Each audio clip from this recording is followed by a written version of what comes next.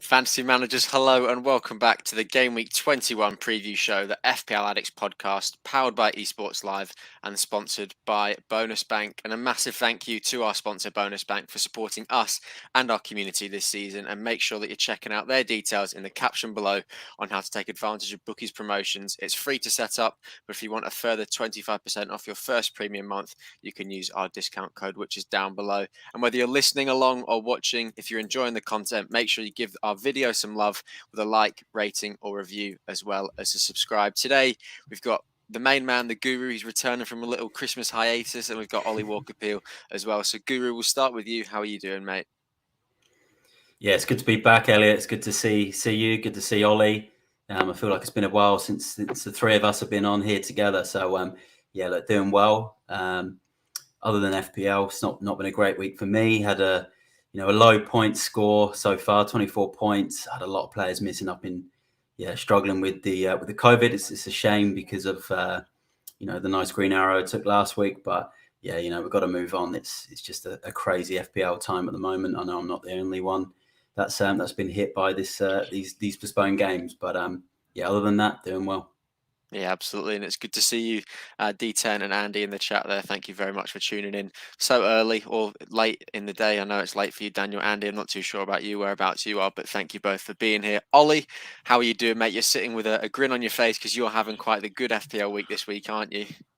Yeah, life's going pretty good, thanks, El. I mean, the one time I have a decent week in FPL, we're not even going to talk about the week, so it's it's a bit of an interesting one, that. But obviously, it's been a decent festive period. Hope everyone's ready for New Year. Rovers are on fire. Another win this morning for us while we're in Australia. Diaz is just mental. So yeah, life's pretty decent. FPL's going okay for once. Yeah, all good, mate. How you doing? It was 1,000 to 1 just quickly for Diaz to score 20 championship goals at the start of the season. And He's done that just before the halfway mark of the season. That's insane. Just after for us, it's 24 games. But it's just before, of course right before, New Year. You've done it in, first year of the season, if you will, if that makes any sense. I just tried to word that in any way I could because I couldn't get the words out. But there you go. How you doing, pal? We never really ask you how you doing, mate. You doing all right? I think that's the pain of being the host, mate. You ask everyone else how they're doing, but you don't often get it reciprocated. I'm doing well, thank you. Like yourself, I'm having quite a good FPL week. Newcastle obviously didn't have a game this week, so they couldn't ruin my week so far. So we're still on the high of that point against Man United, but we all know that we deserve more at the end of the day. But it doesn't matter because we're only here to talk about FPL, and obviously, the game week hasn't ended. We've still got one fixture remaining. We've got Man United Burnley in the morning if you're over here in Melbourne, and it's probably the same day as you if you're in England just waking up now. It's a late kickoff in England. It's 8:15 if I'm not mistaken there, and I think it's 7:15 here. So whatever happens in that game, just take everything on the podcast today with a pinch of salt because we're not too sure what's happened yet. People's weeks could be flipped around. Ollie, I know you've got Ronaldo as your captain still to play, which is absolutely huge going into the last game, isn't it? It is, and I'm on green arrows as it is. So I was just saying off air to Elliot, like I'm one Ronaldo haul away from a massive week. So if I can do that, then the last 2 or 3 weeks can just really just be reversed with one decision. Obviously, blanks against Newcastle, he was really abject against Newcastle. I'm sure you watched the whole game. I watched bits and pieces. Look, Burnley are a team I love to hate. So to see him, to see him score would be nice. To see him score against the team down the road as well. Would be pretty good as well. I had a run in with a Burnley fan at the Boxing Day test who took immediate what would you call it, offense to what I was wearing. So even if I'm not going to watch the game with him, just to see him, just to know that he'll be quiet would be nice. To see that we are the superior club, but hopefully Ronaldo does something in the morning. Scrapping at the cricket, Ollie scrapping at the cricket. Oh, absolute menace. Can't take this boy anywhere, I tell you what. English Oh, mate. allies, but there's obviously the rivalries within England. Ollie, I just want to ask you about this one really quickly. I personally don't think you're going to sell him this transfer window. I think it'd be absolutely ludicrous from Blackburn. But can you see him getting a Premier League move maybe at the end of the season if you don't go up? Well, we are going up for one, mate. Can I just remind you, Nick, you're a top man, mate, but it's not New Year's Eve yet, so you're a day early on that alcohol, mate, because you need to gain some sense into your pal. What are you on about? Just utterly waffling. He isn't leaving Rovers, not yet anyway, and he wants to be playing Premier League football. So why would he go to Newcastle? Because we'll be the one up in the Prem next season, hopefully. And look, it's great to see him do so well. Hopefully, he is in the Prem next season with us, and with FPL, who knows what price he's going to be because he's doing amazing at the moment. 20 goals, obviously the championship record's 33 with Ivan Toney, and even he probably won't even be the highest scorer in the season with the way Mitrovic is going, but he's not going to Newcastle, mate. So just wake up. Well, one man who looks to be on his way to Newcastle is Kieran Trippier, as pointed out by D10 here. And Guru, he's a man that you know quite well. And it's not the Newcastle podcast today. We will touch on FPL in a minute. But do you think that'd be quite a good signing for Eddie Howe's Black and White Army? Yeah, it'd be a top signing for Newcastle. He's had Champions League experience. He's played in Champions League final, obviously for Spurs. He's played in the Champions League for Atletico Madrid. He's played in World Cup semi-finals, Euro 2020 finals. So I think he'd be a great signing for Newcastle.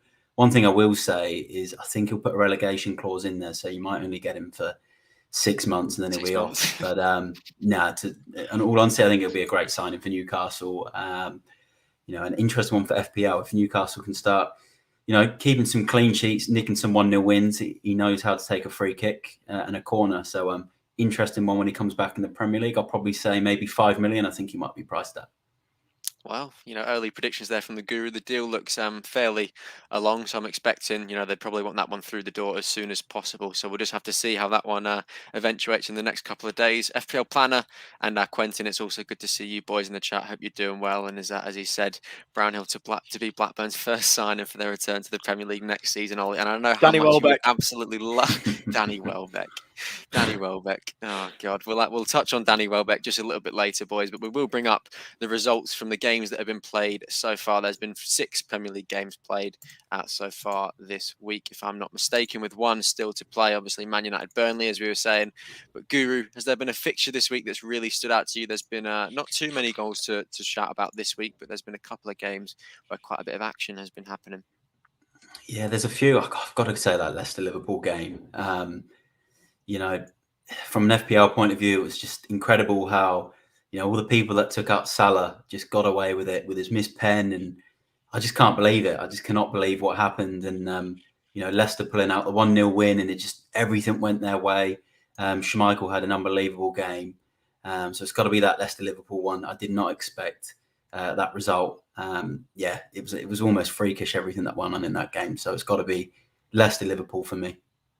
Yeah, when Ademola Lookman scoring the winning goal, then something has gone wrong in 2021, nearly 2022, but we're in 2021 still. It was a crazy game, and I know it was a game that disappointed a lot of managers, Guru. A lot of people might have woken up to see that, Salah's on 0 points. Oh, it's all right, my vice captain will play, to later find out that unfortunately he missed the penalty. And not only did he miss the penalty, he fairly scuffed the rebound as well. He jumped a little bit too early, rushed it a little bit for what was probably a fairly easy goal, wasn't it, Guru? It was. It's unbelievable to think, I think what happened as well with Salah, a lot of people took him out because the Liverpool game got called off against Leeds. And then they thought, look, we've got the AFCON. So we might as well just keep him out of our teams. But then there was also people that bring him back because of, the Man City Leicester game, thinking Liverpool, come out and score a load of goals. And Salah missing that penalty has probably cost everyone an extra sort of 20 points or so. And it's just unbelievable, missing that rebound as well. But we can't be too hard on Salah because, he's been phenomenal for us this season. So, we can't be too hard on Salah for that miss. Yeah, he's been so brilliant this season. Only 3 blanks in 20 game weeks of football when he's played, so he's been absolutely brilliant. Just got one question, or sorry, one comment that I want to bring up. He's managed to convince his 3-year-old that goal is a documentary, and it's nothing but a documentary. That's all you're going to tell your kid for the rest of your life, Quentin, because that is brilliant. We've got another one from Adrian, and Ollie, I want to ask you about this one because obviously Man City's sitting in the prime position at the minute for the Premier League, and with the Liverpool players like Salah, Mane, Matip will be going off to AFCON. Obviously, City will be hit with players like Mahrez, but less substantial to their team because of the amount of depth that they've got. And Chelsea will be hit as well, their main goalkeeper, and that sort of stuff. So, do you think it's City's title to lose now? Look, I do. They're 8 points clear at the moment, Man City. They had to grind out the win this morning against Brentford. Obviously, they had the goal late that was disallowed. I caught the last bit of that after the Rovers game hit full time. And they had to grind it out. But good teams find a way to win matches. You see it all the time with the 1-0s. Good teams find a way to win those games. The average teams draw those games maybe 0-0 or whatnot, and that's the difference. I think Man City, we've found over the last few years that they're so brilliant at that. Being 8 points clear, I don't see another team that can catch them at the moment. I think the title race is almost gone. I can see that gap growing as well, even with even postponements or whatever. AFCON is going to massively affect Liverpool with Salah and Mane. I'm sure there's other players that we haven't even talked about yet that we might talk about later that are leaving that might impact it as well. But Manchester City, I think, are going to win the league. And it's annoying because we always want a good title race, but I don't think we're going to get one this season. Yeah, so with AFCON and Liverpool, I was reading this morning that they'll miss both legs of the Arsenal-Liverpool EFL Cup semi-final, and is minimum of 2 Premier League matches, but that depends on if any of them are rescheduled into January as well. So there's the possibility that they'll miss Liverpool-Leeds as well. So that's a total of 3 Premier League games that they could be missing, and that could be a couple point swing between Liverpool and Man City, which is going to be absolutely pivotal for them come the end of the season. I'm sure I tend to agree with you, Ollie. I think no one's sort of really caring too much about the top at the minute because it's just going to be another Man City rollover.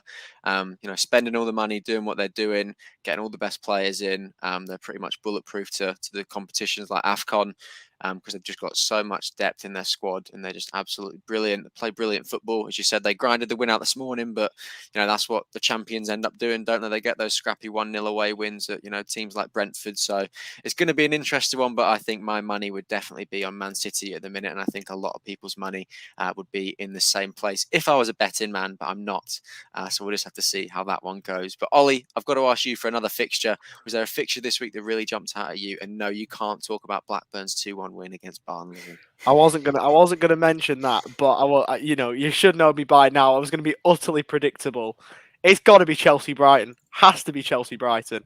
Obviously, on the one hand, we've got the title race, but on the other hand, and much more importantly, we've got Danny Welbeck. Look at him on the screen. Look at him in all his glory. Look at that. You can't beat it. I wasn't watching that game, but I saw on Twitter Welbeck goal. Quentin's tagged me in it. I'm like, go on, lad.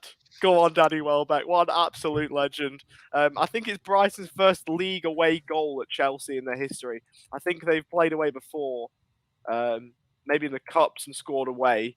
Or it might be their first ever goal away at Chelsea. I was just checking that before. No, it's their first goal ever that's what away at Spike Chelsea. Said in the 100 and whatever year history. I was having a look before, and I thought they had scored in the cup away, but no, it's their first ever goal away at Chelsea. And what a man to score it. Danny Welbeck making history. I said earlier in the season that he could be a good third striker. Am I going to advocate for you to bring him in? I mean, it's an option. I wouldn't personally, but what a man. Only took him 20 game weeks, mate. Do you want to give the viewers out there a little bit of backstory as to why we're going so crazy off Danny Welbeck so that they don't think we're going insane? To be honest, I can't even remember how it started. I think, did I mention it on a podcast? On FPL Space. I think it was FPL Space. I thought it might was a podcast that went into a space, I think. Yeah, it was on the pod. It was on the pod, Ollie. It was something, and Quentin, FPL Amateurs of Oz, just ran with it. And we had the memes from everywhere. In fact, it might have been, it could have been our draft league. We have an Australian draft league. It might have been in that. It was a myriad of things it could have been. But anyway, I mentioned that Welbeck could be a good option. And we just ran with it, and here we are, game week 20, scoring away at Chelsea, and the name on everyone's lips in the FPL Addicts space. I mean, not quite, but he may as well be. I remember that podcast so vividly. You just going on and on and on and on and on about Danny Welbeck the whole time. As you said, you got your wish 20 game weeks in, so you've managed to get it somewhat right, Ollie. And as you say, you're not advocating for people to be bringing him into your team at the minute, but we'll just have to see how it ends up going. Maybe that's going to turn his season around, and he's going to spur Brighton on to some sort of glory. I'm sure if Spike was here, he'd be all about it as well. We've got a question from Quentin.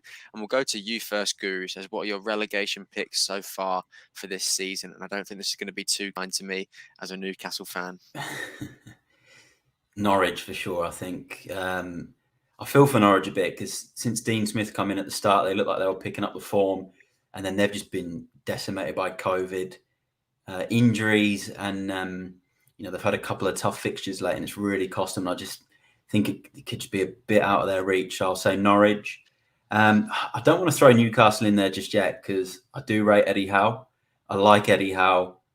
And I think, like I was saying on Twitter, some of these COVID games being cancelled might help, say a team like Newcastle, because you're now able to sort of build, add some talent to your squad in January. If Trippier comes in, if you can get a couple of other players, I think you might pick up some results. So I'm actually going to say I think Newcastle might stay up, and I'm going to go Norwich. I think Burnley will.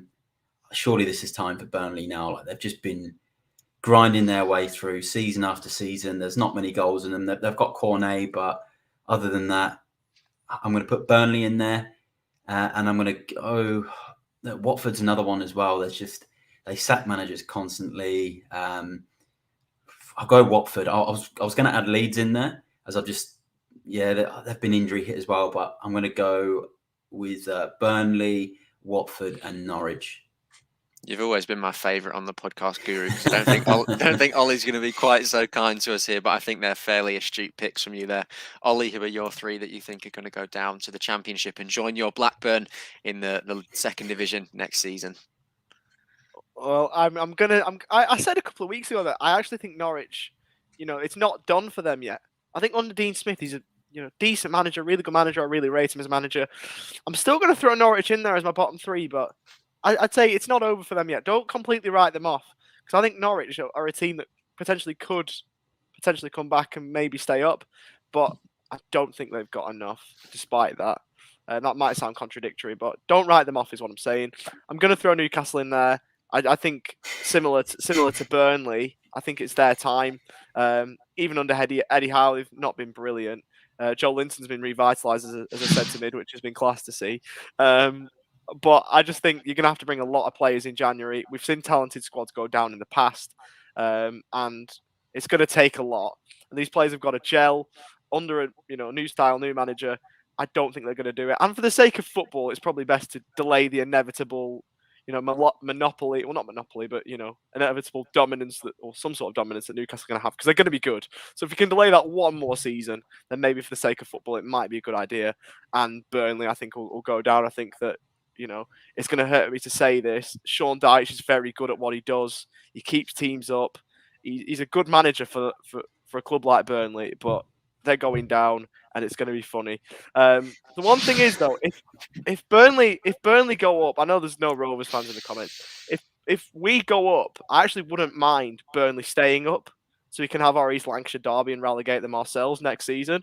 But I think Burnley will go down. Yeah, I think both of those three that you boys have picked there are fairly standard picks and fairly reasonable picks. I think on the Newcastle matter, it really does depend how many more fixtures we have suspended due to COVID, because, if you get the Southampton one postponed and, you're looking like that Watford game becomes so important. And if you can get 2 signings through the door early days, like I'm talking as soon as the deadline opens, because that's what I think they want to do with the Trippier one. I think that's why they're getting in early. They want him in the team as soon as possible, because they know they're going to need all the help that they can get for the second half of the season. So it just depends on that for me. But I think, both the picks that you've gone with there, boys, are fairly standard. Mark Armour, you reckon you've got 65 points and a massive green arrow to the top 250k from from the top 250k, to top 110k. So thanks for the advice yesterday, lads. That is our pleasure. We hope you enjoyed, and if you haven't, make sure you subscribe, and we can always give somewhat the best advice out there, self-branded best advice out there as well. D10 makes a really good point about your Leeds pick here, Guru. He reckons that if Leeds sell Rafinha to Bayern, they go down. He's been holding them up. He is the maestro of that team. He's carried them on his back this season through the injuries and everything. He's sort of somehow managed to stay fit. He's always seemed to have a yellow arrow on him in FPL, but he's managed to play pretty much every game. And he sort of is keeping them up, with a fighting chance at the minute. So do you think if he goes, this January to a club like Bayern Munich, Leeds are pretty much down? It's going to be tough for him if Rafinha goes, for sure.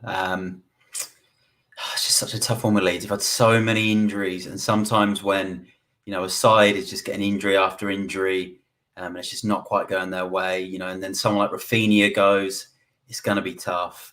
Maybe Bielsa's sort of, heavy football that he plays, relies heavily on fitness throughout the whole season. They get the odd game where they get absolutely hammered. Maybe it could just, it will come to an end if Rafinha goes. It's going to be difficult. Bamford's, barely been fit as well. So, I've got to say, if Rafinha goes to Bayern, it's could be scary for Leeds, and they could be back in the Championship again. Yeah, who knows what will happen in this January window, and obviously we're none the wiser sitting here on the 30th before the game week 20 is even finished as well. So we'll just have to see what a crazy transfer window we hope will unfold over the next month. Quentin asked another good question, boys, and we'll go to you first, Ollie. And it's about the Chelsea defenders, and they're quite a hot topic at the minute, and we can get into a little bit of an open discussion about this, boys, because they're just not keeping the clean sheets that they used to at the start of the season with Tuchel. They're sort of leaking goals these days. It's usually just the one or the two, but in FPL, that's enough to ruin your week for your defender. So it's not good enough. And, having these players like Alonso and Reece James, all those premiums when there's better Man City defender assets that you can get into your team, it's annoying people. So he's asked what the best James replacements are. He's mentioned Rudiger, Cucurella, Tierney, Diaz, Dalot, Reguilon, and Emerson as well. So Ollie, are you looking to get these Chelsea defenders out of your side? Well, I'm actually really glad you've asked that, Quentin, to be honest, because I was looking to get rid of Rudiger out of my team this week, and that will be the move that I'll make. So to answer your question, I'm going to rule him out instantly as a replacement option. Out of the list you've given there, I was just looking before very briefly. Tottenham's fixtures look okay long-term. Short-term, they're not perhaps the best. There's a North London derby in there. Chelsea, Man City, short-term horizon. Or relatively short term. You've got United, you've listed there with Dalot. Their fixtures are decent. But I'm going to go with one, it's one you've listed, but slightly out of left field. Cucurella looks like a great shout. Brighton got some really good fixtures, the way I read them as well. Chance for a potential double up with Sanchez in goal. 2s and 3s down to game week 29. They do have a blank in 24, but who knows, that might potentially get filled. You never know. And also, he's been decent. I think did he get the 3 bonus the other night? This morning. This morning, sorry, he got the 3 bonus, didn't he? He did. So potential bonus points. I think Cucurella could be a decent option, and potentially lower budget than some of the options you've listed there. But Reguilon close second. Yeah, he's 5 million as Cucurella, and he obviously plays as a wing back in that Brighton side. So I think he is a very good shout. But Guru, do you think he's a better shout than maybe the likes of a Kieran Tierney or a Reguilon or an Emerson? It's an interesting one. Look, Brighton have got some really good fixtures, and he is looking good. I agree with Ollie there, but they do miss game week 24, so that you're going to get a blank out of him there. For me, I'd still be swaying towards your Reguilons and Emerson's just because of the double game weeks. I think Spurs got Burnley potentially in one of those double game weeks, which I think is a good fixture. I'm really liking Reguilon at the moment. He's getting forward a lot. But I probably would be I'm swaying more towards an Aston Villa defender at the moment with their potential double game week coming up. And if you're going to replace James, I'd be looking at someone like Matt Target or Konsa from Villa. Konsa's a really interesting one because he's such a set piece threat. So I think right now you've got to play the game a bit more short term with all the COVID stuff. And if if Villa get this double game week, I think Target or Konsa are actually better options. But I will say the one thing about Villa is Mings is suspended, so that might put people off their defenders. But yeah, I think Matt Targett and Konsa for me would be the best ones for this next game week. As far as Mings being suspended, I reckon that's advantage Villa. Probably a good thing, yeah. I was thinking, in my opinion. yeah, the amount of mistakes he makes. True. If I'm fairly honest, I don't rate him too highly, but I know that he is fairly integral to the way that Villa play. But he does make the odd mistake. He's one to back pass quite short and players just intercept it and they're through on goal. But he obviously is a decent player. You don't play at Aston Villa in the Premier League if you're not. So there's got to be something in there, and hopefully we can see it during this, good form of fixture. Sorry, for Villa, as you say, Matt Targett. He was an absolute FPL hero last season. He was 4.5 million set piece threat. All sorts. So, maybe we're going to be seeing that again this season, Guru. Matty Cash is another one who's been fairly decent for Villa as soon as he's come in. He's only got the one goal for them, but, he likes to bomb forward. And they're lucky because they've got two attacking fullbacks. And, Gerrard loves to play the attacking style of football. He tries to keep it as balanced as he can. But, I think those two are going to be brilliant options. But, it's always good to notice that the two big centre halves are also, they pose the attacking threat as well because of the set pieces. It wasn't long ago that Konsa scored 2 goals in the same game and got that massive return for his owners. So in terms of the fullbacks against centre halves for Villa, Guru, which ones do you sort of favour? Konsa had a really good season last year as well, didn't he? Yeah, look, I'm not a big fan of Matty Cash from an FPL point of view. 5 million. Hasn't really sort of hit those. I think there's been one game this season he hit 15 points. He's not really shown enough. I think from the two fullbacks, I'd pick Targett, but as a preference from the fullbacks to centre backs, I'm going to go a bit different. I'm going to go away from the fullbacks. I'm going to go Konsa just because he's just always on the end of things from an attacking point of view. And I think John McGinn's got such a good set piece delivery. He's brilliant at free kicks and corners. I think Konsa's going to become a real threat. So I'm going to pick Konsa between the three. I think it's a very fair shout. We will move on to our, proposed transfers in just a minute, but we've got a question from the legendary PSB, and he says, Chelsea have been conceding and Liverpool must be gutted not to come away with a victory at Leicester. Do you reckon keeping Salah for Chelsea is worth it? Many have already knee-jerked him out, so is he going to be a differential? I think the last thing that Mohamed Salah is ever going to be, even if he goes to AFCON, is a differential, because I think there's too many set-and-forget teams out there. But, Ollie, it's a good question that PSB poses. Do you think it's worth getting rid of Salah for this Chelsea game, or holding Salah for this Chelsea game? He's got one fixture and then he's going to be away at AFCON, but do you think he can really return against the Blues? If you've still got him now, you're holding. You don't get rid of him now. If you were going to get rid of him, you'd get rid of him before Leeds. I think obviously former club, decent record against them as well, so you've got to keep Salah. And you could benefit. He's not a differential. Definitely not a differential. He's still 57% owned or something, is he? So or higher. He's still got a lot of owners. So he's not a differential at all. But he's a player that if you have, you may as well keep and then just get rid of him when he leaves for AFCON. There's no reason to sell him, I don't reckon. Yeah, I think, Ollie's speaking a lot of sense there, Guru, which is not a sentence that I often say on the podcast, but I think it's a very fair point that he makes. I know personally, I don't have Mohamed Salah in my team, and I managed to escape, a rare poor game from Mohamed Salah against Leicester by sheer dumb luck and a risky transfer from me. But, he's definitely got the ceiling to return against Chelsea. I think Liverpool are going to come out firing. Chelsea have been conceding goals. So, for people like you that have got Salah, Guru, it's worth holding him, isn't it? Yeah, 100%. And you've got to remember as well, Alonso, I think he's banned, is he, for this Liverpool game? And Reece James is injured. So there's no, they might have to play Azpilicueta at left side. He's obviously a really good player anyway. But then who are they going to play at right back as well? I think, Salah's burnt a lot of people this game week with the pen miss. But I think if you've got him, you keep him.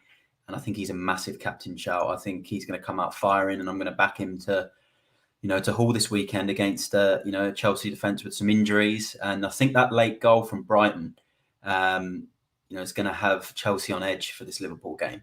And I think Liverpool won this fixture. I know there was no fans. It doesn't make much of a difference at the bridge anyway. But I think last season Liverpool won this game. Was it 3-1? at Stamford Bridge? 2 or 3-1. I remember Christensen got sent off for some reason. Yeah, and Kepa made a howler, didn't he? Yeah, that's the one. I just think Liverpool had some really interesting games down the years at the Bridge. They've scored a few goals, and I think if you've got Salah, you definitely keep him for this. I feel like if he's blanked for a couple of weeks, surely he doesn't blank for a third. Yeah, I think, Ollie saying Kepa had a howler doesn't exactly narrow the games down. From my memory, I, for some reason, have blanked and I can't remember that game at all. I can remember the reverse fixture, but I just can't remember that one for some reason. But it doesn't matter. I remember watching that. I think that was a 9:30 kickoff over it. I think it was like one that, or it was a game that I watched anyway. And yeah, Chelsea conceded. Well, they had a really bad few minutes. Christensen got sent off for. Was he? Oh, Sadio Mane scored a double. Sadio Mane. Yeah. Of course he did. Right, I remember it now. Thank you. Just needed got something VAR because he got booked and then went to VAR, got sent off. Was that one not 2-0?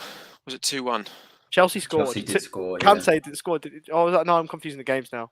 Kante was the year before, wasn't it? Kante was the year before. I thought it was 2-0 Liverpool that game. I'm not too sure. It doesn't really matter at the end of the day, and we will move Liverpool on. But we know that.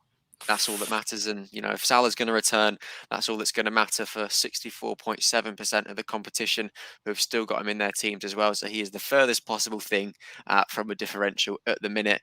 And we've got another question just before we touch on transfers. Quentin asks, outside Maddison, is Lookman a sneaky option for Leicester? And I think in terms of, the whole season, I would probably say no. In terms of the next 2 game weeks, I think Leicester have got Norwich and Burnley in their next 2. And I'm never a huge advocate for getting a player into your team just for 2 game weeks. But, if you're planning on maybe playing that wild card a fair bit early or free hitting at some point this season, I think he's definitely worth a shout if he's got a favourable fixture. But I don't rate him too highly. I think he's fairly inconsistent and he hasn't really found his feet in the Premier League. But I'd probably be going for someone like Damari Gray, who is, I think, 0.5 million cheaper as well. And, he's got a much higher ceiling, in my opinion, and fairly similar fixtures in terms of things. And Everton and Leicester are 2 sides that, can't really find any form to save themselves. They're both very, very inconsistent. So it's going to be interesting. I'd personally look elsewhere. But I'm sure, if Leicester ever have a really nice green patch of fixtures, that he's definitely going to be a good shout in there. But Maddison is always going to be the favoured midfielder. He's been on absolute fire recently. So he's definitely one to keep your eye on. But boys, we'll talk about our transfers now. Obviously, it's subject to change. We're sitting here recording this on the 30th. The deadline is late on New Year's Day. So we've still got nearly 48 hours until the deadline. And we know how much can happen in a couple of hours. So woe betide us what can happen in 48 of them. We don't know what games are going ahead at the minute. As far as we're concerned, they're pretty much all looking okay. But there's obviously probably going to be postponements. We can just sort of expect that these days. And you've got to have the 15-man squad to sort of account for that as well. So, Guru, regarding all games go ahead and everything, is there any sort of moves that are in the, any irons in the fire for you so far that you're thinking of making? Yeah, there's a couple. I think it will come down to these potential double game weeks in 21. So if Villa get the double game week and Everton get the double game week, I'll probably be looking at that man. Damari Gray, Bernardo will likely leave my team. Look, I think Bernardo, that there is a goal or an assist coming out of him soon, and Arsenal's just that sort of game. You know if you get rid of him, he'll do something. But if there's a double game week, I want someone like Damari Gray. If there's not a double game week, I'm probably going to look at someone like Tielemans. Obviously, Maddison as well. He's been spoken about. What worries me about Maddison is if he gets an injury in game. I've done it before where I've transferred in Wilson and he's been injured during the game. Danny Ings, another one. And Maddison's that type of player that just carries injuries. So I think if I'm going to pick a Leicester player, it'll be Tielemans or Gray. And then I might take a -4. So it'll be my 3rd hit this season. And I'll bring in probably Konsa from Villa if they've got the double game week. If they don't have the double game week, I'll be bringing in likely Reguilon for Reece James because Spurs will have double game weeks in game week 22. So they're going to be my potential picks. So in terms of the double game weeks, Guru, I'm sort of none the wiser at the minute. Are we expecting, a double game week coming up then with all the postponements? Is there rumours that these games will be played at some point soon?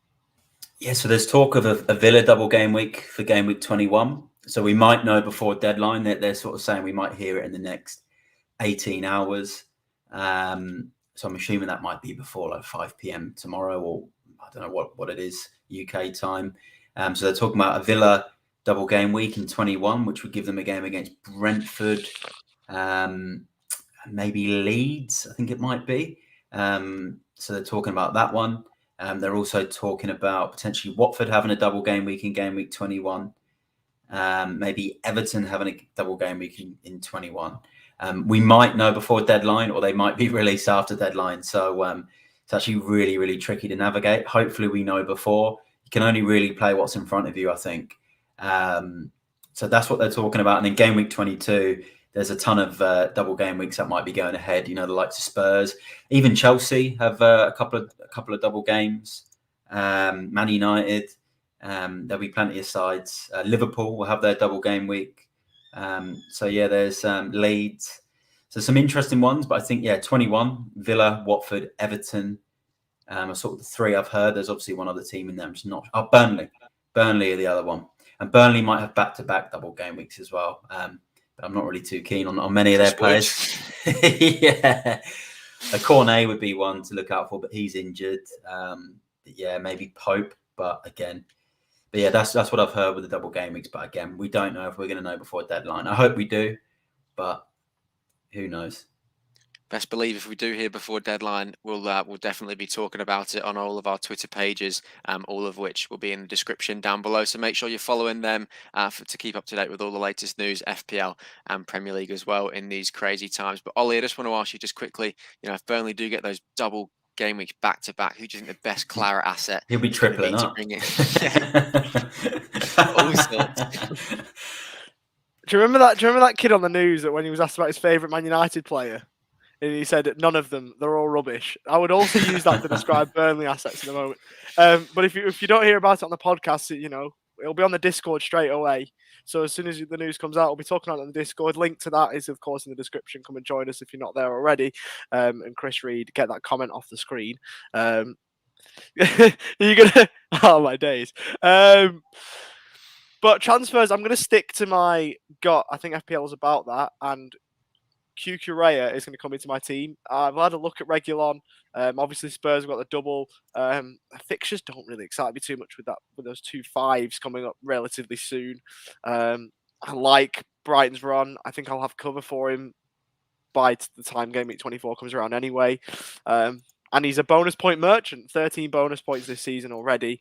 So that will be my only transfer. The FPL hero of the season, Tino Livramento, is on the chopping block, but that might be one I'll make in a couple of weeks rather than now. But for this week, it'll be just the one, which will be Cucurella in for Rudiger. I thought he was staying in everyone's teams for 38 game weeks. I thought that was just, we all just agreed he was just going to sit and rot on our bench, even if he wasn't playing, even if he was injured. How can you betray him like that, Ollie? I've got money. I can afford to upgrade him. Wow. Never forget who made you, mate.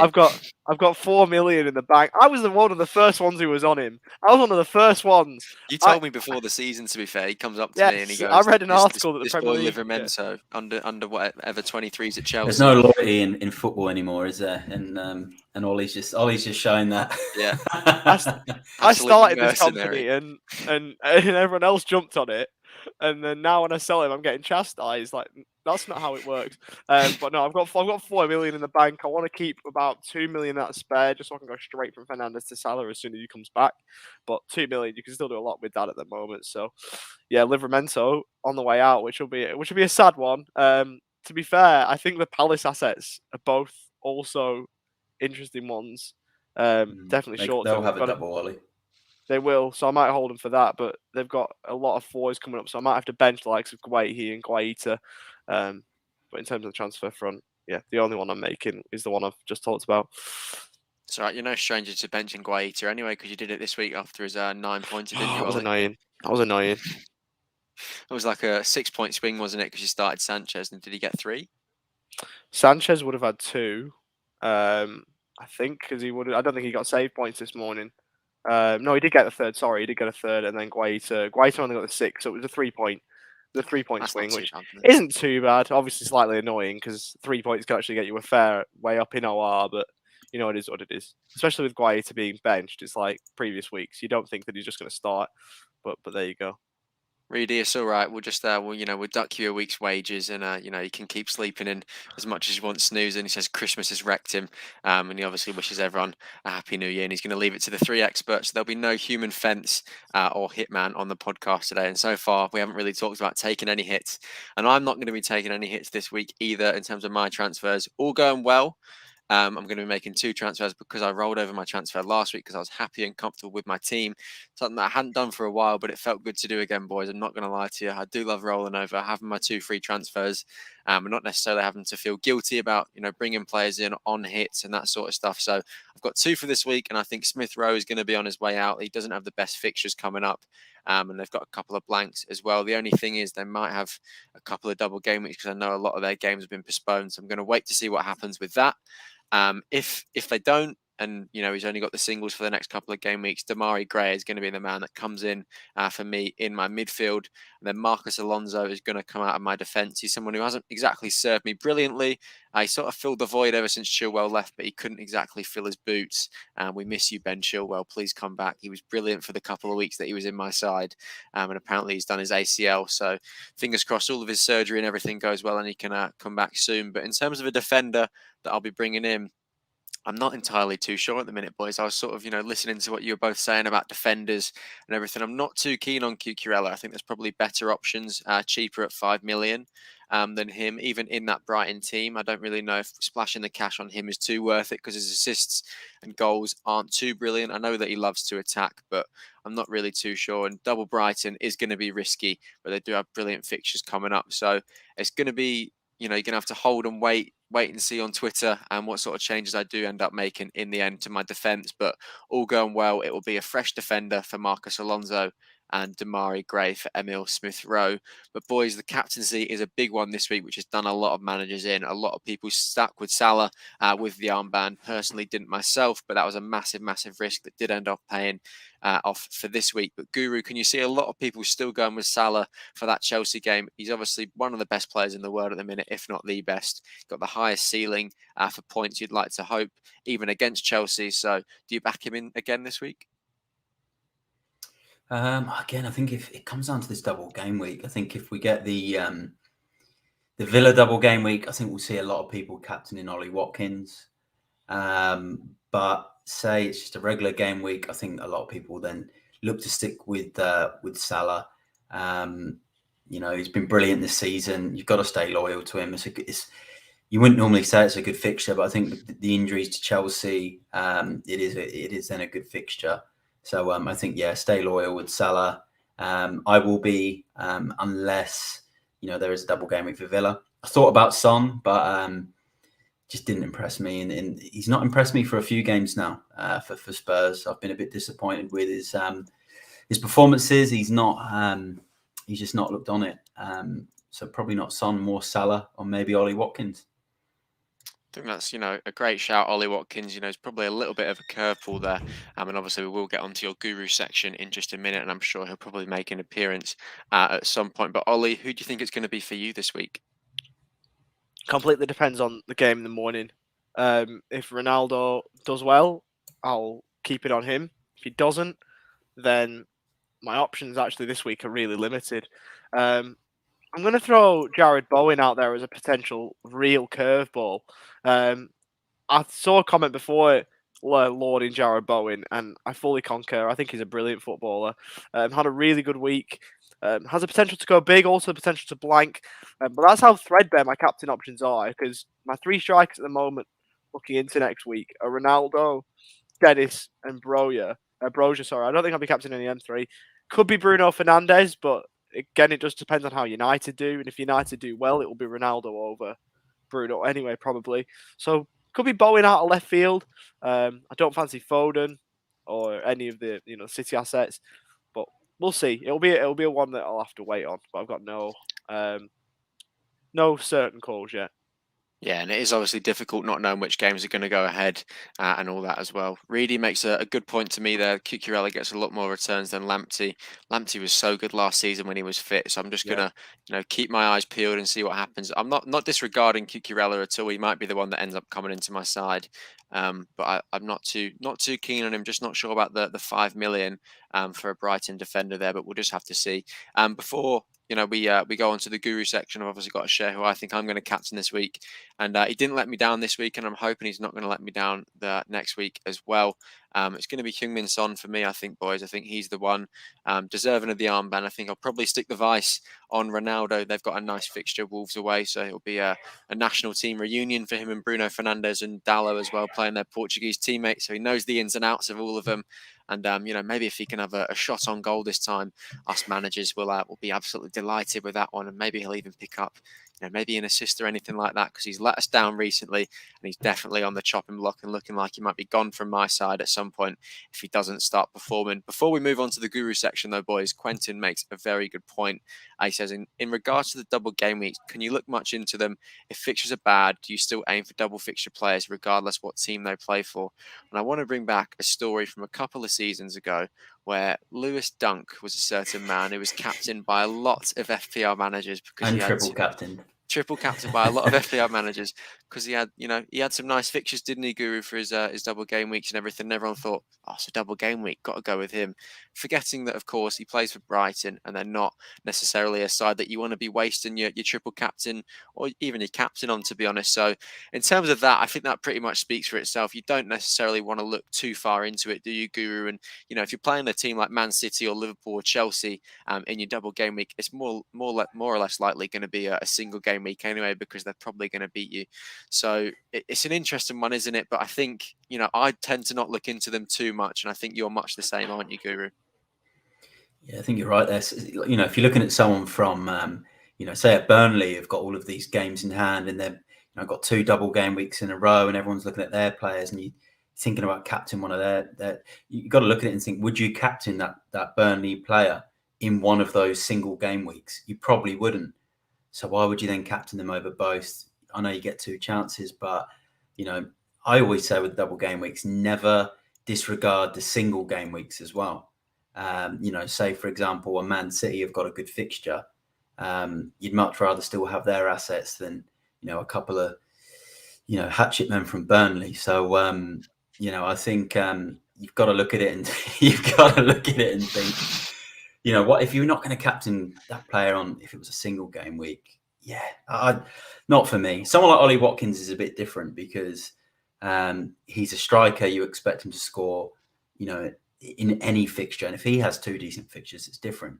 But if you're looking at someone like Chris Wood playing against, I don't know, Spurs and Man United in a double, then you're just wasting your time, in my opinion. They truly are, and I don't think Ollie's going to disagree with that. Despite he's obviously going to be tripling up on those Burnley assets as soon as he hears that they've got the double game weeks. But he obviously agrees with what you said there, and I fully agree with what you said as well. I think it's very easy to get caught up in the romanticism of they've got 2 games, that's 2 bites at the cherry to get points for them. But if you're thinking it like that anyway, they've pretty much only got 1 game. Because if you're thinking they're going to need that second chance to haul for you, what is the point at the end of the day? So you've got to back. You're stuck with them. You're stuck with them as well once they're in, unless you're going to wild card after, or you've done it on a free hit. That's different. But if you've transferred them in, you're stuck with them. I'm not buying into this. There's a lot of talk about Burnley right now with these games, and I'm just not buying into it. They're in the bottom 3 for a reason. They've not been the Burnley that we've seen in previous years where they've been solid at the back, and not for me. I'd rather a single game week player with a good fixture than the likes of Burnley, Norwich's, Watford defenders and stuff. Yeah, not for me. Yeah, I think it's a very fair point that you make, Guru. So they are our captains and our transfers for the week. So we'll move on now to the guru section, the information part of the podcast, brought to you by the very own Matty Day, the FPL Addicts guru. He's got his 3 players to watch, his 3 teams to back, his captain and his curveball. So we'll start with your 3 players to back, Guru. Who have you gone with? Sorry to any Burnley fans out there, but no Burnley players this week. I feel a bit bad paying them out like I have, but I've not backed any of their assets. It's going to be a couple of Leicester boys this week. I'm really liking Tielemans. He got a rest against Liverpool. They only gave him 20 minutes. He's got Norwich at home. His last home game that he started was against Newcastle, and he got 16 points. He's 3.8% owned, and he will likely have a double game week in 22. Really liking Tielemans. I'm also liking a player who's kind of come back from the dead lately. So many injuries. Is Castagna from Leicester as well. He was really good in FPL last season. He's 0.8% owned. He's got Norwich at home. He was brilliant against Liverpool the other day. So really liking him. And then my last one is going to be, if this double game week goes ahead, I'm going to have to go John McGinn at 1.7% owned for Villa, away at Brentford. Potentially a double game week. I think it could be against Everton or Leeds is the double. He's on all their set pieces. He's got a great delivery. So that's my three. Yeah, and the seed has been planted with Timothy Castagna for me there, Guru, and he's definitely one that I will watch with great interest. Maybe even bring him into my side, take some advice from you, because he was so brilliant, when he was fit last season, but he did seem to get injured quite a bit. But, he was good against Liverpool, and obviously a home fixture to Norwich is quite favourable. So I think they're three very good picks from you there. In terms of your three teams to back this week, who have you gone with? I back Leicester against Norwich. Leicester beating Liverpool. Norwich is being depleted. I have had a few Leicester fans tell me that Norwich is a team that they actually do struggle against, historically. And with Leicester's form this year, it has been quite up and down. But I will back them in that one. I'm going to back Spurs against Watford. From what I saw from Watford against West Ham, I wasn't impressed. I think we'll go and get 3 points in that one. And then I'm going to back Villa against Brentford. I think a fresh Villa, a depleted Brentford. Obviously, Brentford are, they're tough to beat when they're playing at home. But I think I'll back Villa to get the points. Yeah, again, I think, three very easy teams to pick there. I think the Villa one's definitely interesting, but, for the run of play at the minute and how the two teams there are performing, I definitely think it's a very good pick from you there. And fingers crossed Spurs can overrun Watford if I'm captaining Heung-min Son as well, because I'm sure he'll have a field day if they start ticking and playing well as they have been under Conte. In terms of your regular captains for this week then, Guru, you've picked three. So who have you gone with? Salah, I think he's going to hit back. I think he's blanked in this Leicester game, but I think this Chelsea game, he's going to leave the AFCON on a high. I can see him bagging a goal or two. I'm going to back Harry Kane. It's so good to be able to put him in the captain shouts again. But he should have had 12 points against Southampton. He had a disallowed goal. It wasn't offside, and he looked really sharp again. I think if we're talking about Harry Kane, I think he's actually a better pick right now than Ronaldo, and he's cheaper as well. So I'm going to back Kane, and then I will back James Maddison as my third captain.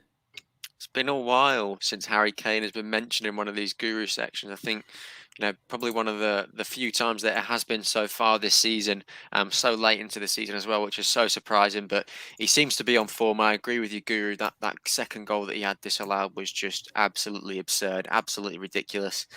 Still don't know what they're doing with those sorts of offsides with VAR. But we could sit here for hours and talk about how rubbish VAR is and how rubbish the officiating is. But unfortunately, we can't do that. We've got to hear your curveball captain as well, Guru, and it's a name that you've mentioned so far on the podcast. So who have you gone with? It's a player I love. I actually really love this player. It's going to be Ollie Watkins. Away to Brentford, it's his old club. And then, with this potential double game week up his sleeve, I think he could be a really, really good shout as a captain. Probably my captain if they get the double. But yeah, good curveball for me and really sharp player, good fixture. Obviously, if it goes ahead.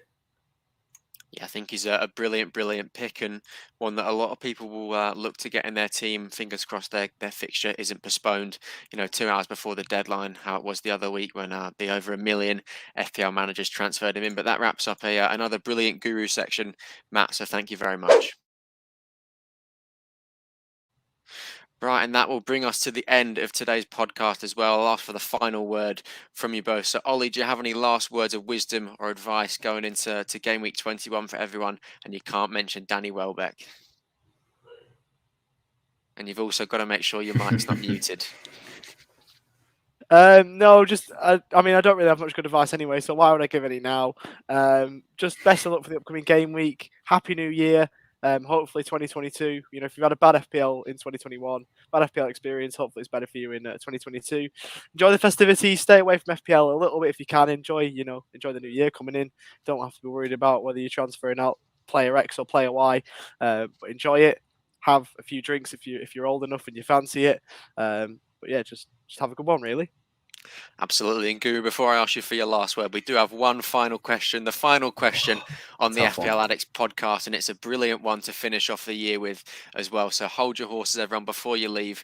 He says, who would be your 5 defender picks if you wildcard before game week 21, max 2 above 6 million? So Guru, the last question on the FPL Addicts podcast for 2021, it's over to you. I'm going to pick 2 above 6 million now to get them done. It's Trent. Going to have the double game week in 22. I'm going to go Robertson with the double game week in 22 as well. When he's back from his ban, I thought he was absolutely brilliant before his red card. I'll go Reguilon. Cancelo obviously has to be in there. You know, he's been extra, really consistent this season. And for the 5th one, it's a tough one. You know what? I'm thinking if I take double game weeks, push double game weeks aside and just think about single game weeks, I'm going to back Ollie Shout of Cucurella. Let's put him in there. I love that. Backing your mate on the podcast as well.